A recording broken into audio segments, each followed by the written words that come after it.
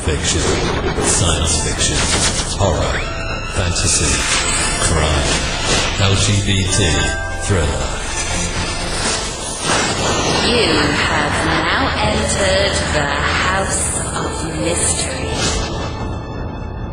with your hosts, Eric Shapiro, David North Martino, John Copenhaver, and Al Warren.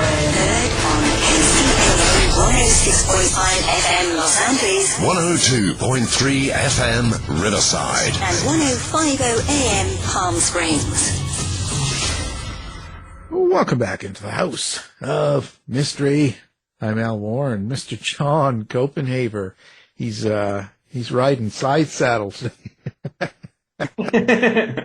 Okay, I guess that's what I'm doing today. Yeah, shotgun. How's that? Shotgun. Through Oklahoma City, you better be riding shotgun here, you know. It's a rough crowd there, you know. Yeah, just like, you never know what's going to happen. Let's just get right into it today because we've got an interesting guest and, let's see. Now, the new book is called Hurt for Me and it's by Heather Levy and she's here. So welcome to the show, Heather. Hi. Great to be here. Yeah, it's certainly interesting. So listen, before we get into the book itself, how did you get yourself into this world of writing? That's a quite a long answer there. I'll be short. I mean, I think like most writers, I've always had an interest in writing from a young age.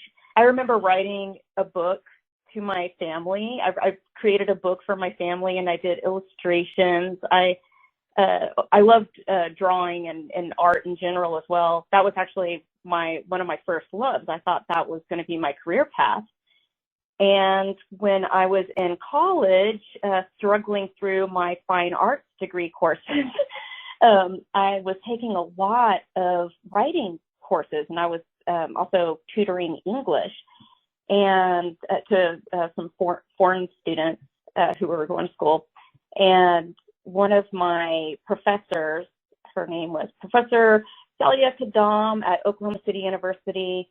She was the one who kind of put me aside and said, "Hey, I really enjoy your papers, your writing. You know, have you ever thought about going in that direction?" And I was like, "Oh, no, not at all. Like, there's no money in that." So I just put all of that in the back burner. I continued to write, put out short stories. I wrote a lot of poetry, a lot of bad poetry too. Tried to dip my foot in novel writing for quite a few years. And then I was married, had a couple of kids, well, had a divorce in there, then got remarried, had another child, so two kids. And I had all these half-finished novels that I just could not get through. And I realized I really needed a direction and more, in my case, I had felt like I needed, more education in that area.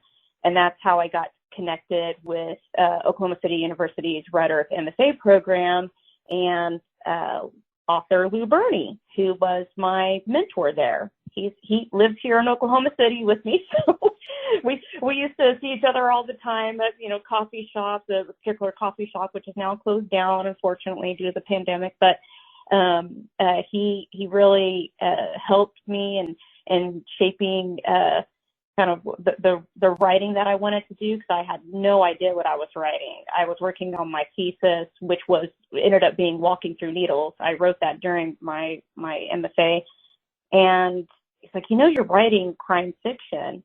And I had no idea. Like, I read widely, but I was not at all very familiar with the crime writing world in general. So I had sort of a crash course through him, and just started. I just got into the community. I loved it, and that's kind of where I ended up here. Went through Pitch Wars, got an agent through that. Had my first book out with Polis Books, and then I now with Amazon. So it's a totally different world with them going into bigger publishers. So I'm learning a lot through that process as well. That's interesting. Was there something that that sparked you, but something that gave you the courage to actually decide to publish, but, because you can write, but to actually let other people read it? I mean, the biggest push that I had really was when my father had died in 2013. He was an artist, like an actual visual artist, and had worked at one point doing that. So that's, one of the many reasons why I was trying to pursue fine arts. And he was one of the first people who told me, hey, you're a really good writer. And he didn't understand why I was pursuing art, visual arts. And after he passed, there was just so much in his life that he didn't accomplish, so much that he wanted to accomplish that he didn't pursue for whatever reason, family, whatnot. And I found myself making that same excuse. I've got kids, I have a day job, I don't have time. And that's when I started doing some local community college workshops. And the more I was doing it, I was like, I don't want to end up like my dad. I don't want to end up like all the other people who don't put themselves out there because they're scared, or, I was scared. I was worried that, hey, maybe I'm not that great. But I wanted to be good. I wanted to be great. So yeah, it was just that. It was really just his death and it was the catalyst to really sort of push me forward and not just writing stories and submitting them and publishing them whenever I could, but actually sitting down and saying, hey, this is really what I want to do. I want to tell a longer story, and I want a lot of people to read it. And so the book Hurt for Me. What's the basic premise behind this book? It's about Rae Dixon, a single mom who escaped being trafficked as a teen, and with the help of a friend, she rebuilds her life as a professional dominatrix, a business she keeps hidden from both the public and her teen daughter. But when one of her high-end clients goes missing, the lead investigator on the case, Detective Clearwater, digs into her past. Then Rae notices women within her kink community are going missing as well, and she teams up with Detective Clearwater to look into this underground BDSM group of wealthy elites who might be involved. And the more they look into the group, they quickly realize their lives and those of those they love are in mortal danger. Now, with your main characters like Rae Dixon and Clearwater, the detective, how do you experience these characters? How do you write their dialogue? Do you hear them? Do you see them like a movie, or is it something different? Yeah, it's definitely full-on movie. I'm one of those people who, whenever I dream, I'm in like vivid color, like it feels very real. I'm one of those people that if I have a dream that involves something bad with my husband, I will be angry at him the next day. He's like, why? How do I? I have no control over your dreams. That kind of person. So I'm definitely hearing their voices. I hear the cadence. I see them. And I'm just trying to do my best as I'm writing to capture those scenes in my head that are playing out. It's almost like watching a movie and then writing it down. So your husband doesn't let you drive now since you hear these voices and all this, right? You're kept under, lock and key. Yeah. Yeah. Well, it's important, Which character do you see yourself most as, or do you? I have to say Rae.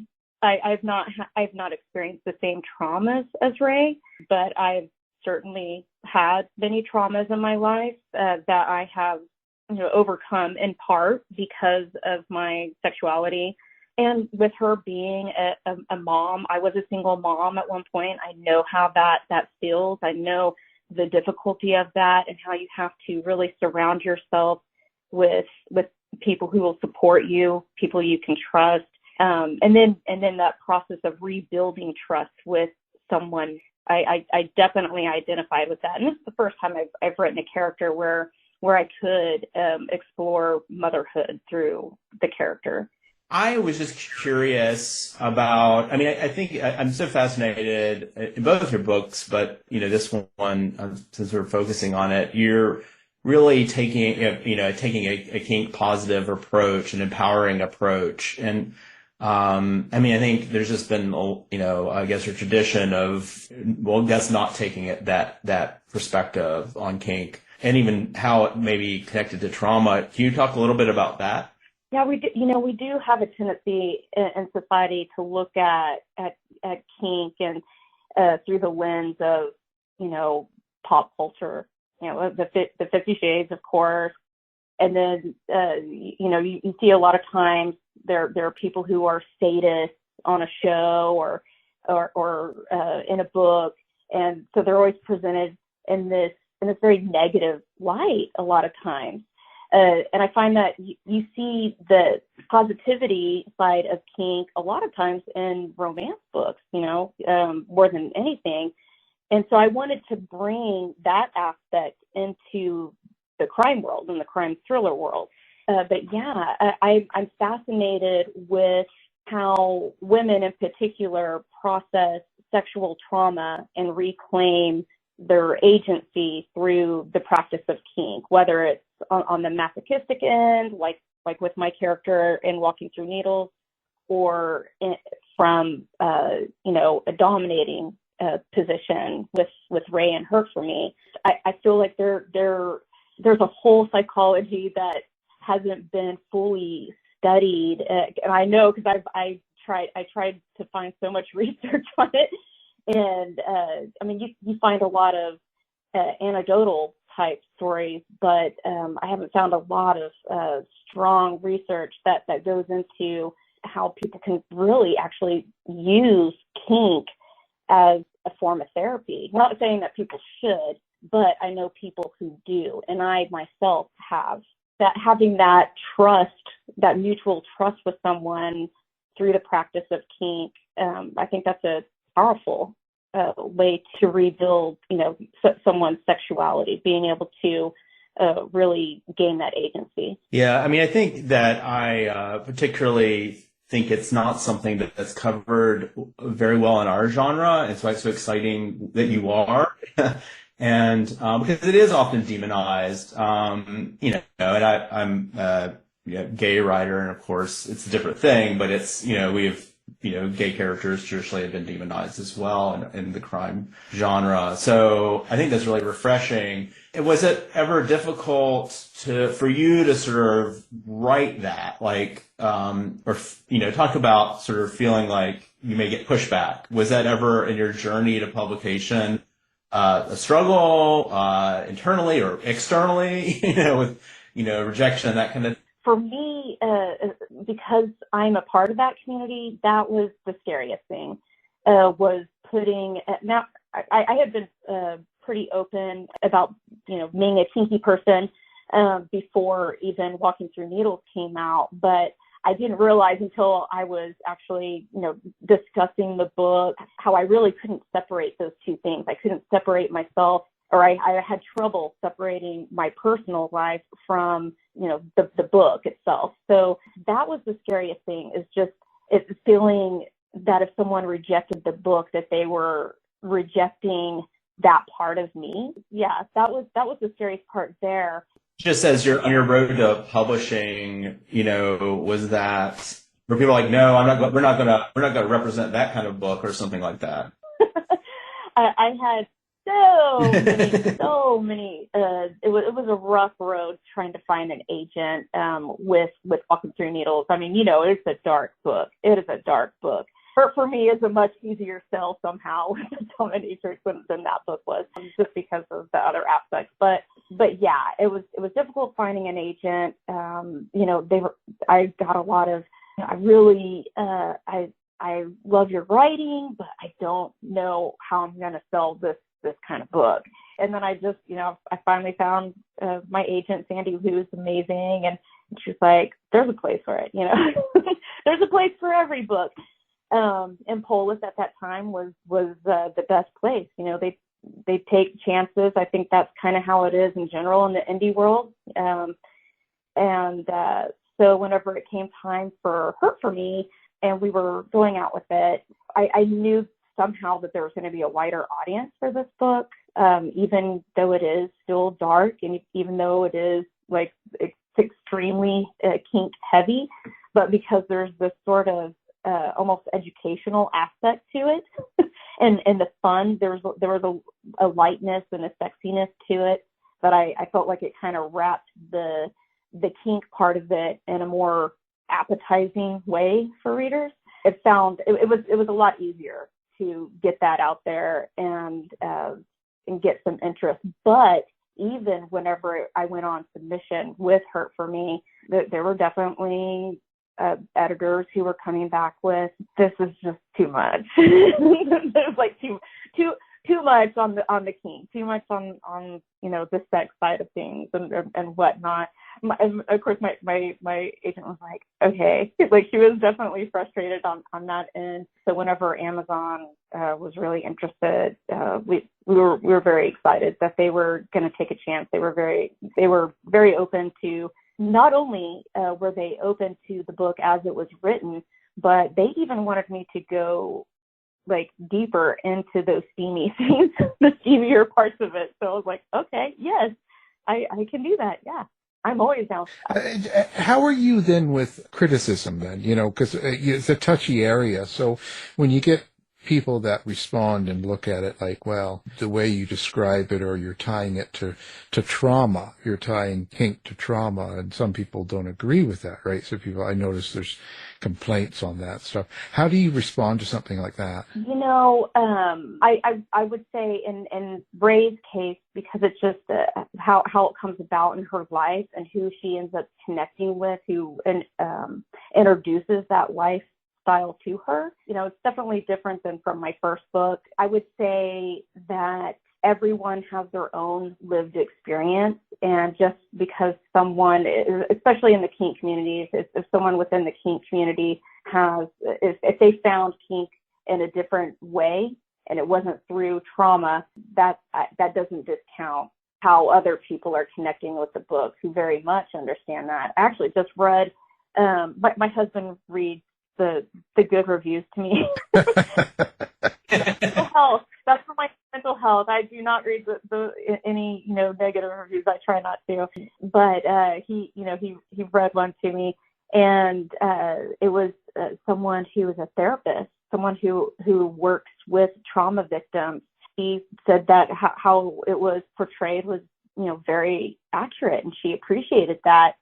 And that was what two things in this book. I wanted to make sure that I captured that psychology behind her trauma as well as I could, while keeping the story moving forward. And I wanted to make sure that I showed respect to the community, the kink community that I'm a part of. And so, yeah, there are going to be people even within my community who are going to say, well, there's still this this negative aspect to the story involving kink. But what I would say to them is, well, look at the consent. There was no consent in those situations. And throughout the book, consent is at the forefront. What it means to Rae, what in her relationships and moving forward from that trauma that she experienced. She really had to learn what consent was. She was trafficked at a younger age, so she had never experienced a relationship where you have those discussions. I understand that there's always going to be pushback. I try not to let it bother me too much because there's an audience for a book out there, and sometimes, especially during the Amazon first reads that the book has gone through, a lot of people that are reading it might not necessarily be the audience, the normal audience who would be reading this book. So, and I only read other people's bad reviews. I don't read mine.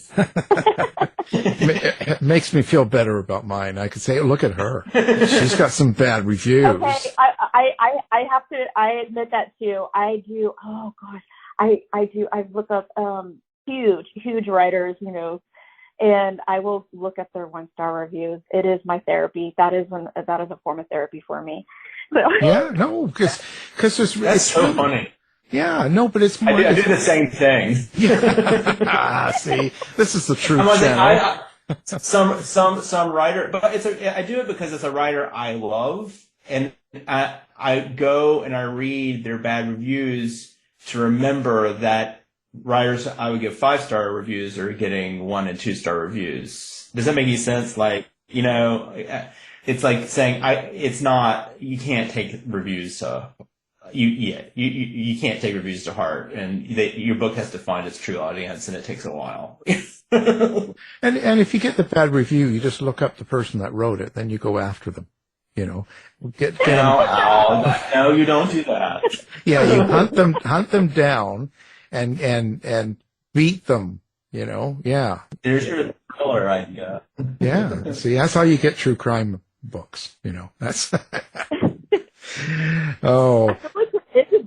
Stop that. Yeah.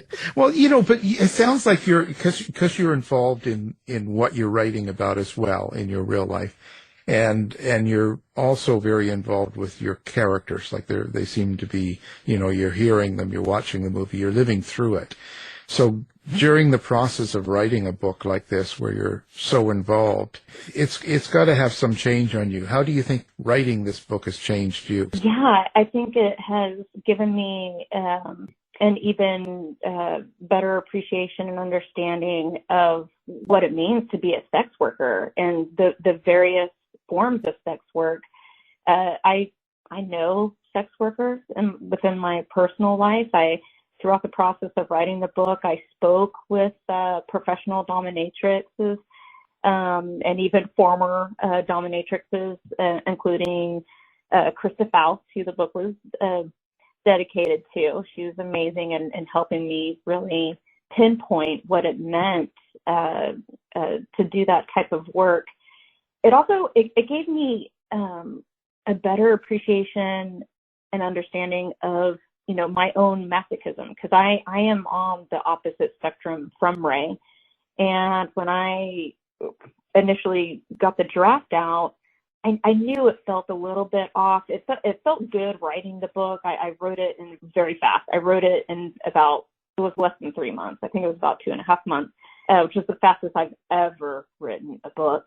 I sent it off to Krista to read, as to help me get a handle on Rae's character. And she was just so vital in getting me on the phone and talking for a very long time and explaining to me basically that I wasn't tapping into her psyche as a dominant person. And it was difficult for me to look at that from the sexuality standpoint. I'm a very dominant person in my daily life. And that kind of seems to be the tendency for a lot of people who are on the submissive or masochistic side of things. So writing a character from that opposite end, I didn't realize how closely connected they really are. That the same enjoyment that I get, with a kink is the same type of enjoyment really that someone on a dominant side would get. So yeah, that was one of the biggest revelations, and it made me feel even more connected with other people in the community who are on that opposite end, or even on the switch end, meaning someone who has both that dominant and submissive side, which I learned through my research and within my personal life that is probably a better identifier for me. So.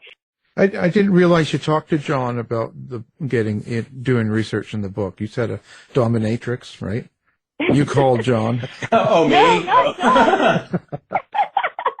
I would be honored. I'm really interested in, so, you've done a lot of research, but you are ultimately writing a crime novel. And I noticed early on you said, Lou was like, hey, I think you're writing a crime novel here. Talk a little bit about your evolution into the genre. Like, what draws you to crime fiction, you think? Genre in general gets such a bad rap, and I feel like there's so much within our society that is centered around crime. Just whether it's a small rural town kind of crime that doesn't make the headlines or those big ones. I feel like crime is always exploring that aspect in writing as a way to really try to understand how that plays out in our own lives every day. Like, we become so immune to it. I turn on my phone every morning and start scrolling, and my eyes just kind of glaze over from all of the information, all the crimes that we see.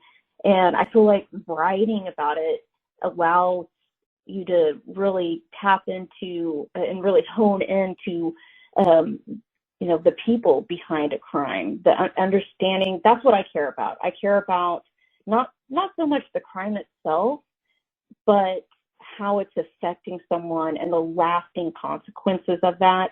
I think that's something it's really easy to forget as you're going through your daily life and just trying to, get through work and kids and whatnot, to really forget about, these people walking around, people within your life sometimes that you don't even know have experienced something.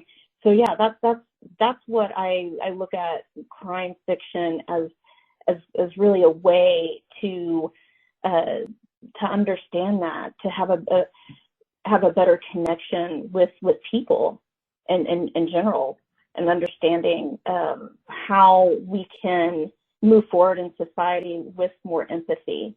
I think that crime is very interesting to me, particularly when you are, dealing with topics like your own, or same-sex desire, or that kind of thing that has been criminalized in different times and places, as certainly thought of as quote-unquote immoral.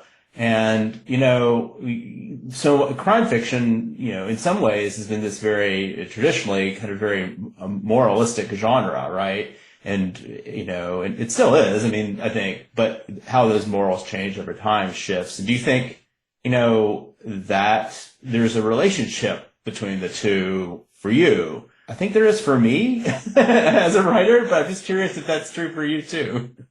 Yeah, I feel like, especially with what I am writing, there's still so much taboo around it. And a lot of pearl clutching. And one of the areas that I want to focus on is really normalizing that within my writing. And then who knows, 10 years from now, it's not going to be a big deal at all. Like the fact that it is still a big deal to have kink in a book that's not, that's in crime fiction, or it's just so bizarre to me still. But you're seeing more and more of it. I do see more and more books featuring it. I won't say who it is, but I will say one of my friends is writing a book, and we've spoken quite a few times. I don't know if he would want me to say it, so I'm not going to say his name.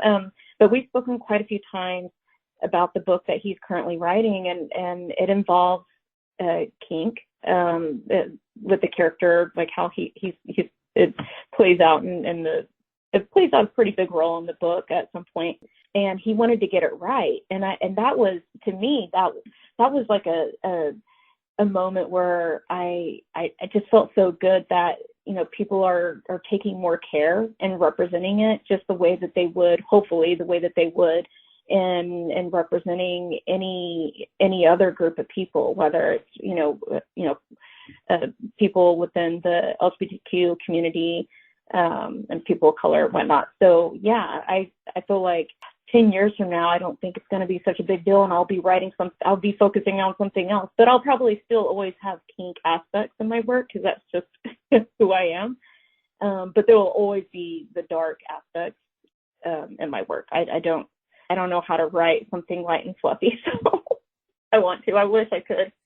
At the end of the day, like when underneath all of the beating going on in the book, is there a subtext? Do you have a meaning or something you want people to get out of the book? Is there something you want the reader to take away? That no matter what you've been through in life, and whether or not you have the family, quote unquote family, there's a way to get through it. resilience is the overarching theme, and having that found family. I think as someone who's also queer, I'm bisexual, so yeah, it's I definitely have had to have a lot of found family living in a red state. So yeah, I definitely I think that's the overarching theme and what I want people to get out of it. Well, it's an interesting subject and stuff, area and stuff. What do you kind of got going on now? Are you going to continue this type of writing? I just finished up the draft of my next book, This Violent Heart, which actually does go into a character who's bisexual, and her guilt over believing that she contributed to her best friend, first love's suicide. So I just finished up that draft. It was the first time I wrote a book on contract, and that is also through Amazon. That will be coming out in 2025, around the same time as like Hurt for Me this year. So probably around February. I can't remember the exact date, but it was February next year. And then I will be working on my next book, which is going to focus on the burlesque world. I love burlesque. I've always been fascinated with burlesque, and that is, if you go on my Instagram, you see a lot of posts that I do about burlesque, the local burlesque scene. So that is pretty much what I'm doing about every month, is going to burlesque shows. And so I will be taking some burlesque courses and kind of really immersing myself into that world a little bit more. And I'm, looking forward to that. So that will be taking place more in the city. I'll be back in the city, whereas This Violent Heart takes place in a rural Oklahoma town that is just a made-up town, but it's kind of like the every Oklahoma town, rural town. Wait a minute. You said burlesque show. So there's actually burlesque going on in Oklahoma? Oh yeah. We have a thriving burlesque scene here. We have my favorite here in Oklahoma City is Terre Rouge Burlesque. You can follow them. There's the Despo Dolls, and there's the whole Tulsa scene. But yeah, they just had the second annual Weirdlesque Festival, which is a 3-day burlesque festival that encompasses nerdlesque, fetish, cosplay, traditional burlesque, like classic burlesque. But yeah, it's huge. I just thought they were cowboys. What's going on here? Well, I think you need to visit Oklahoma, huh? You must have. You gotta come up with Well, you must have done some research, but also to get into the. You were talking about, Rae being trafficked and stuff like that. Did you do a little bit of research in that area? Yeah, I sure did. And that was a lot of, reading in-depth articles, reading, survivors, reading their stories. I wanted to really kind of capture that voice of what it would mean, like not this sort of crossing the border kind of thing, what we always hear, like it's, it happens within the country. Like, Ed Amar, he wrote a great book. Yeah, there are a lot of great writers who've covered trafficking in more detail. But it was, I wanted to have that part of Rae's life. So you see that transition from her being this, broken person who, does not know what having consensual sex means, or, that aspect of her life. So yeah, I tried to do as much research as I could. I wish I could have spoken. I did speak with someone who, has done sex work, which is, not the same thing, but they had experienced some negative things within that work. But yeah, I do wish that I could have spoken directly with someone who had gone through that. But yeah, I tried to do as much as I could.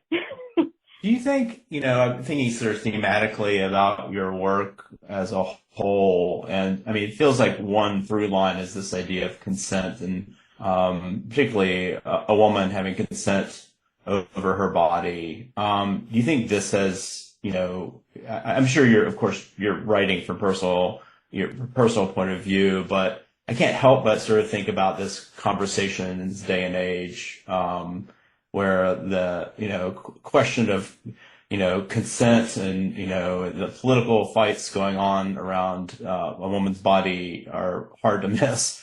Is this resonating? Do you think about that a lot as you're writing, or is this more like maybe in the background? Yeah, I do think about it. I think it's hard as a woman for those issues not to be in the background constantly in our lives. Like, just like I think about the fact that, okay, yeah, I've had 2 children. I was able to plan it out, and that was great. But that is not the case for a lot of women.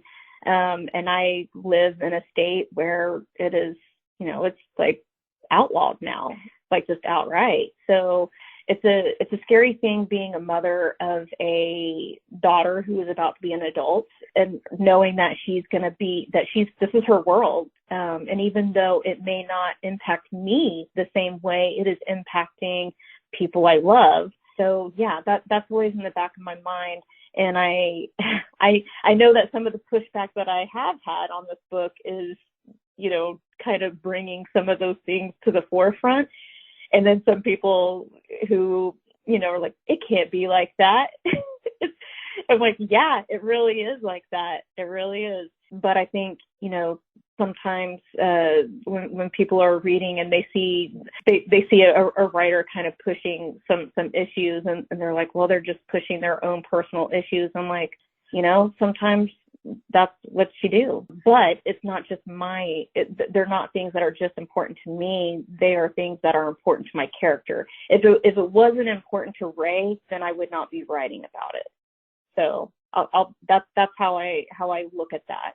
And I just, I haven't written a female character, a woman character who is not very strong in their personal beliefs of having bodily autonomy. I don't think I ever will write a character who does not believe in that, who doesn't believe the importance of that.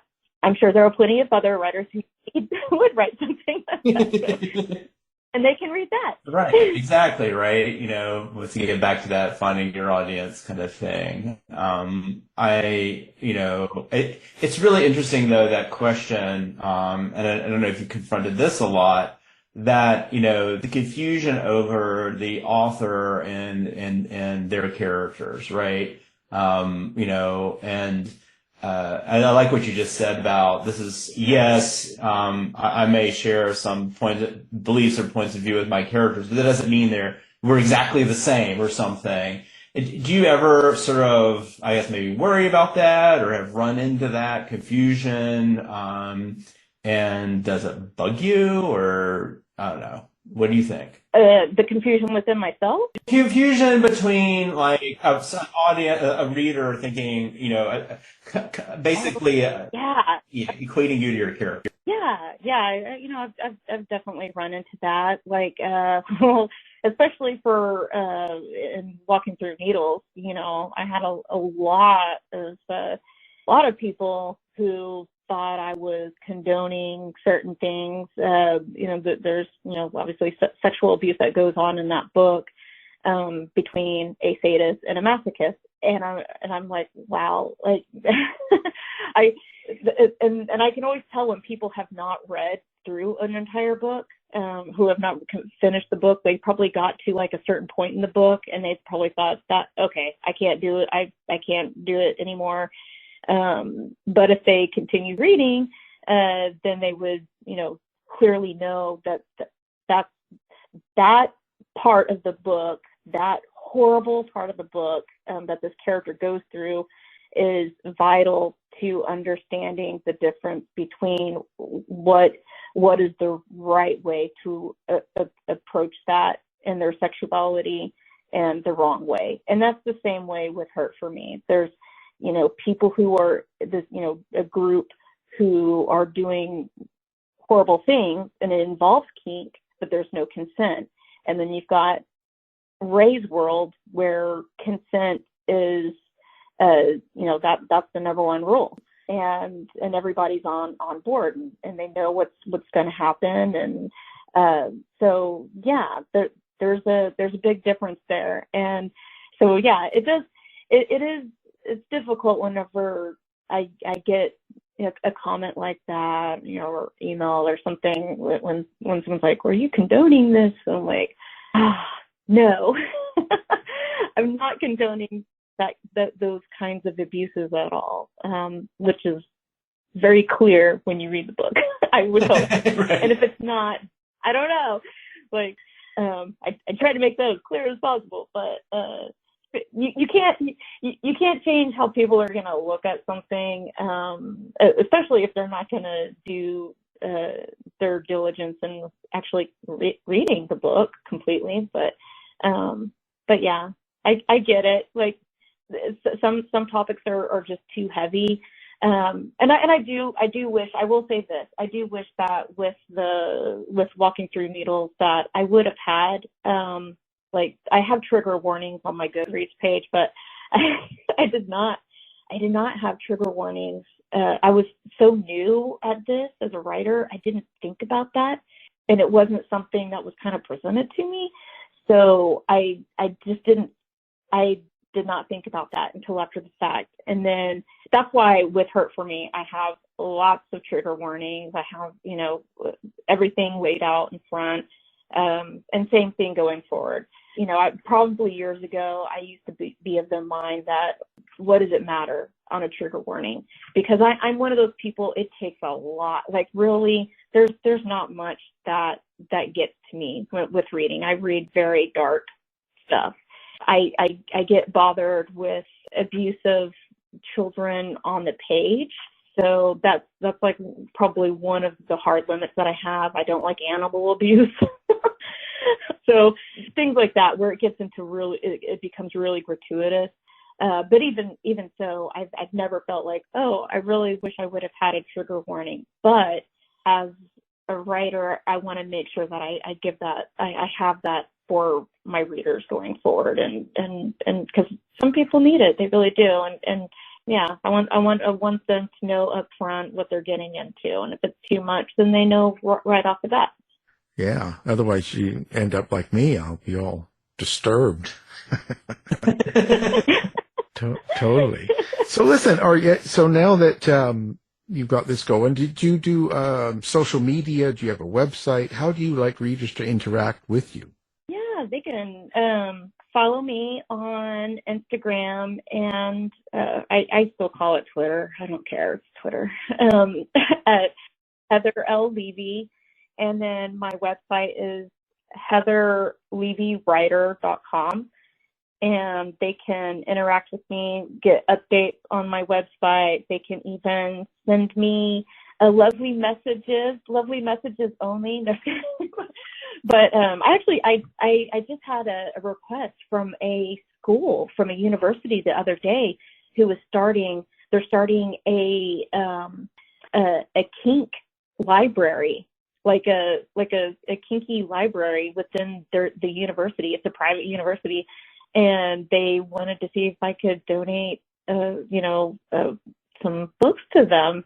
They wanted it to be a safe place for people to talk about sex and consent, and I just thought that was amazing. And I was like, well, heck yeah, I can. Yeah. That gives me a lot of hope. For higher education. Yeah, just let me guess, it wasn't in Florida.